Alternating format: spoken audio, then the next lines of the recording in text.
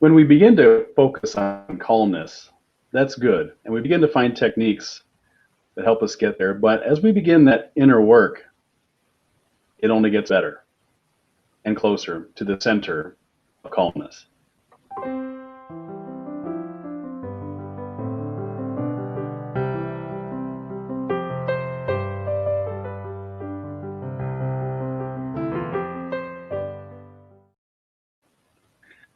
Good evening, everyone, and welcome to another episode of Center of Calmness.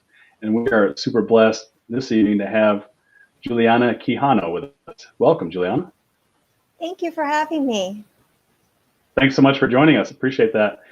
So when we reviewed your background and experience in the kind of the inner working and all the techniques that you've been utilizing both in your own life and in your clients and for those that you teach to achieve calmness and inner peace and inner health and energetic health, I think we probably could have written a book on all of the different experiences that you've had. I wonder if you could maybe just give us any kind of timeline as to kind of how you started your journey and which disciplines you've experienced and had a chance to sample along the way. Of course. As a child, I was very sensitive and could feel people's emotions. And I had a lot of traumas and trials and tribulations in the family unit, which created a lot of stress for me and created a closed box for my mind and my body and my emotions. And it wasn't until around age 27 that I really felt like I needed to step into my power. And so I was in New York at the time and teaching Pilates right after I went to an all-women's university in dance. And I had a long dance career in junior high and high school, which fed into my scholarship with an all-women's university. And that was my first stepping stone into empowerment because I was away from home. I was studying liberal arts and I was around all women who were very empowering from all over the world.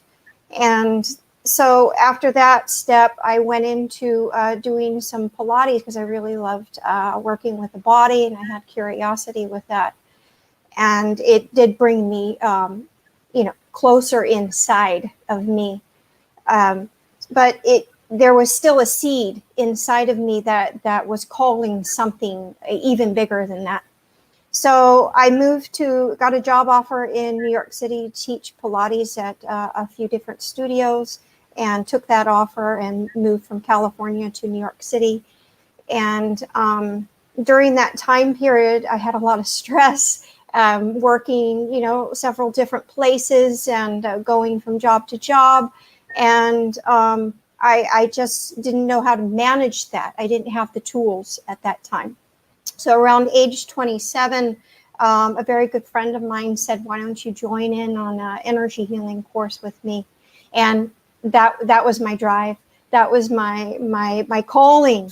And I was actually kind of scared to step into that initial step of going into it. But once I got in there, I just like blossomed like a lotus flower. I was just like bright and cheery. And but at the same time, I didn't get a lot of good feedback from the circles that I was in. So I kept it hush hush for many years as to what I was doing. So I explored Reiki, I explored vortex energy healing, I explored lots of other modalities, shamanism, and each and every time was a little bit more of an evolution of me going inside. I gained more confidence. I became, more nourished inside. My heart began to open more, where my heart had been so closed, and I had this protective shield around me, where slowly I started to allow that down.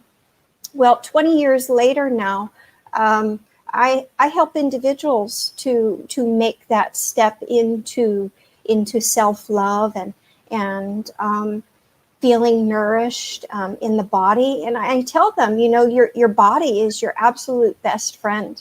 It will it will signal to you exactly what you need and what you don't need. And when your body says sleep, you sleep, because that's part of your evolution, is listening intuitively to your guidance. And when you listen intuitively to all of your guidance, then you are offering more, not only to yourself, but to the world. And then your consciousness begins to elevate. So that's the basics of how my journey goes. So 20 years later, with all my tools and tips, I studied crystals and all kinds of stuff to figure out what is this about. And I just love it. And now I have full confidence in who I am and how I teach. And I'm very happy with what I do.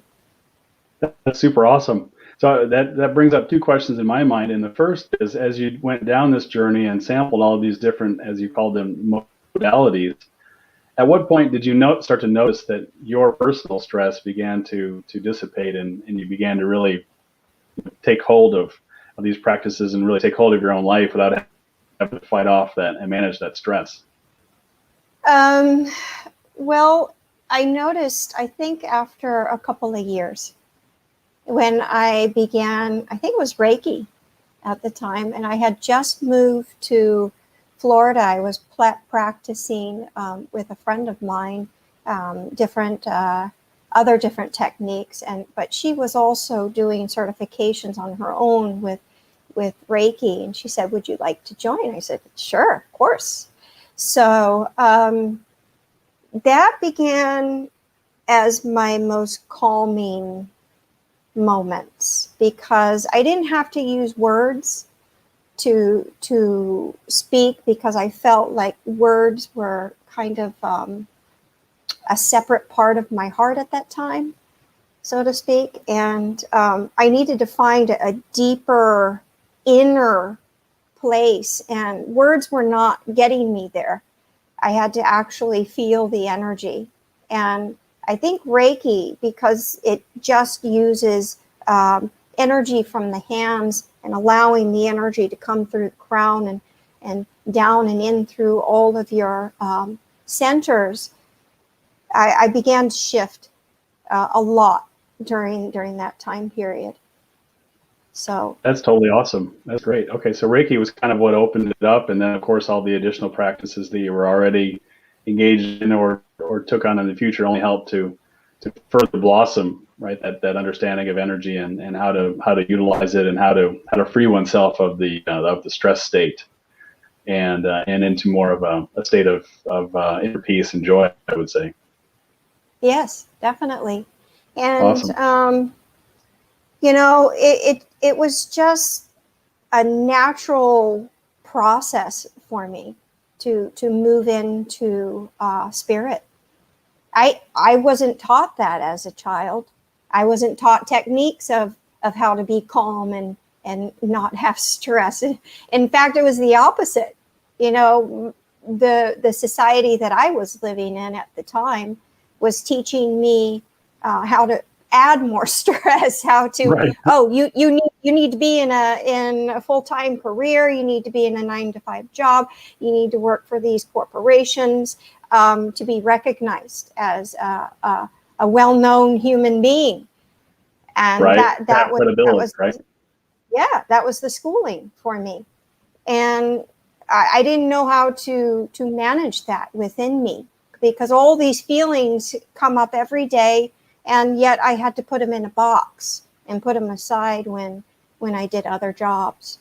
So it really taught me about how to allow my feelings to be expressed, and my emotions eventually just calmed down because I allowed them to be visible. So. Oh, that's super interesting. Okay, so it wasn't so much that you dealt with the emotions, except to just bring them to the fore and allow them to be expressed, that release the stress underneath. That's very profound. Very yes. Awesome. That's great. And that's what I teach people now, is that, you allow yourself to be you effortlessly. And then when that happens, then you can go with the flow of life. Absolutely. But Right. but when you're hiding a piece of yourself from the world, then there's something that isn't seen. And if you think that people are not seeing you, then you have it wrong, because they can actually feel you and sense you, whether they know what that is or not. In maybe a different layer of consciousness, they can feel it. They can sense it in some way that, oh, this person's hiding something. I don't know if I can fully trust that individual because they're hiding something. It's our natural instinct to feel that. So, Of course. And really, the realization of that allows us to understand that all of that energy we spend trying to hide is really wasted, right? All it does is add to our own stress and is, like you said, basically ineffective, right? As others are able to truly sense our true nature anyway. Well, like you said, whether they're conscious of it or just sensing it at a deeper level. I did want to ask another question about, you mentioned intuitive listening, and through these practices that you were able to develop an enhanced ability and an ability to leverage intuitive listening to really find yourself.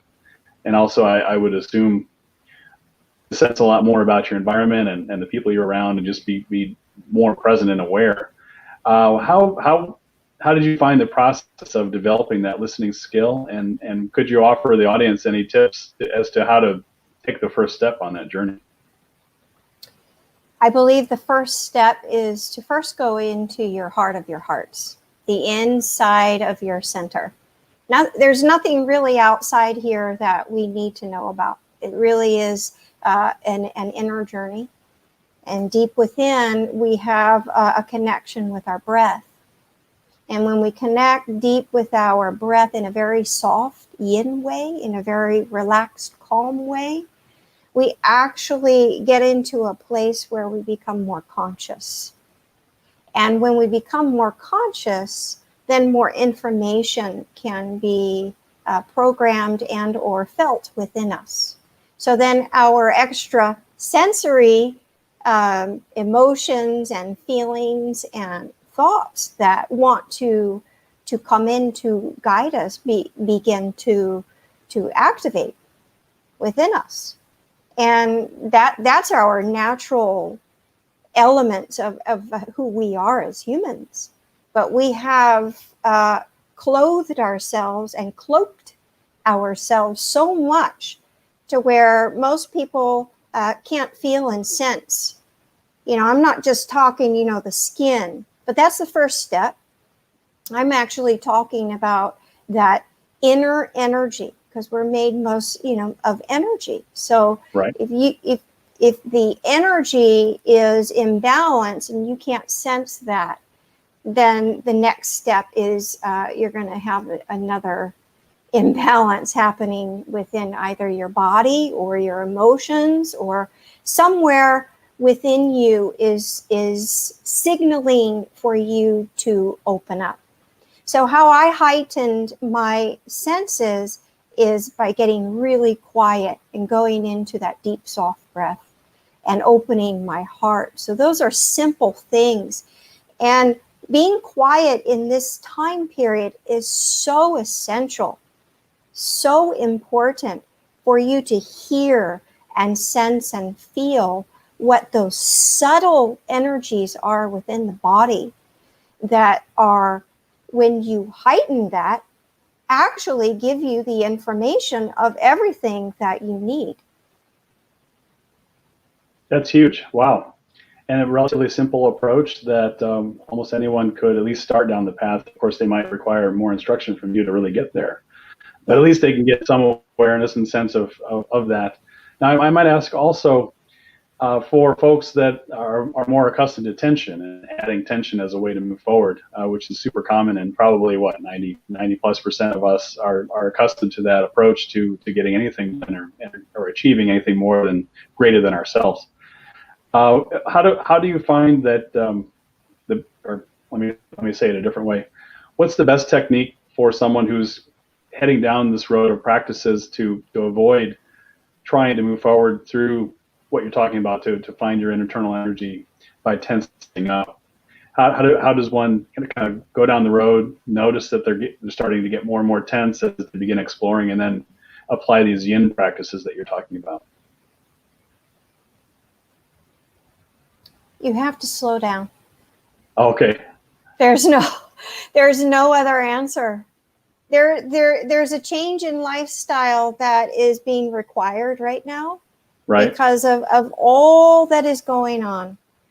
And my guidance for most people is stop. Be aware of what's going on around your surroundings. Go in nature. Get your feet feeling earth. You know, a dog or a cat, they can feel the rumble of the earth down their pads or their feet. We can too. But we're so closed off to that energy, we're not even sure what that means anymore. So we are earth beings. We have that animal instinct. So when we get our feet down in earth and sit quietly without any interruptions or distractions. It's the distractions when you can focus on your single moment of just being 100% or more fully present in your moment. That's your whole entire shift. Super useful, and I appreciate the example of the dog or the cat's foot. I think that barefoot practice is super valuable. I enjoy doing that personally, actually in the ocean. Right, I'll actually wade into the ocean a little ways barefoot and just let the energy of the ocean waves inform my body's energy, and it's a great way as well to just dissipate tension. So at the end of our segment here, I wanted to just ask you to maybe detail, as I understand in our prior conversation, you offer several different courses to help individuals and perhaps our audience as well to develop in this way and develop additional techniques and capabilities and inner shifts toward calmness, toward energetic health. Would you be able to just kind of go through your curriculum of what you're offering right now? Sure. During this time of COVID, well, everybody's businesses have changed, including my own. And I used to be able to take individuals out in nature at the ocean and guide them through my practice. Well, not so much now. So I had, asked my inner guidance, okay, what's next? And my calling was to create an online course, which I've called Master Transformational Empowerment. And they're life transformation courses. And they happen for about 8 weeks at a time.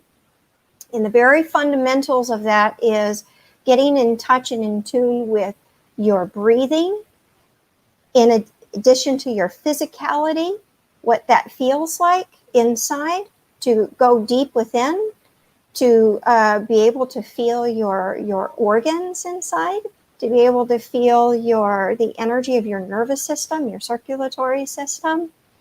And so in the very beginning, I just introduced people to their breath and how they're relating to the breath, because the breath is eternal. And it can be voluntary as well as involuntary, right? So we want to get in touch with and engage with the breathing in such a way that our body and our breath become one. Kind of like, when a jellyfish in the water just kind of moves its tentacles and it's effortless. So we want to get to that place where we are one with our breath and our energies begin to soften and balance naturally. So that's the first introduction. Then the second course moves deeper into the flow of these tools. But for the first 8 weeks, I have them do practice, practice, practice, in every moment that you can of breathing with awareness, full awareness. That's awesome. And it's so important to drill on those fundamentals, because that breath practice will be absolutely necessary as they go forward into the more advanced techniques. And if I could just fast forward through to the end of of your curriculum, say for folks in the audience that might enroll in your course and go through not just 8 weeks, but 16, 24. After that, after the end of the second or third course, what kind of results would they expect with proper implementation? It's unbelievable, the results. They are calmer. They have such great awareness with the tools. They are happier, and they know how to manage their stress. They're using their tools in everyday life. And that's what is so crucial. Even washing the dishes, if you feel stressed, just washing the dishes or folding the clothes or doing, moving your hands on the computer, what can you do while you're doing that and be very present? How can you do that? Well, you work with the breath. So then as we work through the breath through those first fundamental courses, then we can add more. Then we can look deeper into what the subconscious memories have been holding on to for a very long time. For instance, my own childhood. I didn't start out, with just diving right into, big ocean wave of my own childhood adversities. I needed the skills to do that. So with skills, you gain more confidence, you gain more ability to open your heart. And then you can move in a more gentle way in your transformation. And that's how it becomes a life transformation, because it happens in every facet of your life. That's completely awesome. And so it's not just a esoteric meditation practice, but it's actually a life practice that we carry with us as we go forward and engage in 24/7 real living. That's super useful and helpful. And I hope that members of the audience here, either today or as we go forward into the podcast itself, by audio, would join your courses and be able to leverage these techniques with you. Yes, that's super awesome. I'm so glad that you joined us here at the Center of Calmness today, and I just wanted to flash up your banner information just for folks can reach out to you. So actually, it's just your website, right? Just Juliana Quijano, JulianaQuijano.com. You got it. I got it right. My name. Yep, all right. JulianaQuijano.com. Super easy, and of course they can look you up on Facebook as well, I suppose, and learn more about yourself and what you have to offer. So your wisdom today was super appreciated. Appreciate all those insights and even techniques that you shared with us that will help the audience get started immediately. So super glad you came here to join us tonight. Thank you for having me. I really appreciate it. I feel very blessed to be here. Thank you. Thank you so much. And for the Center of Calmness, I'm DK Warner.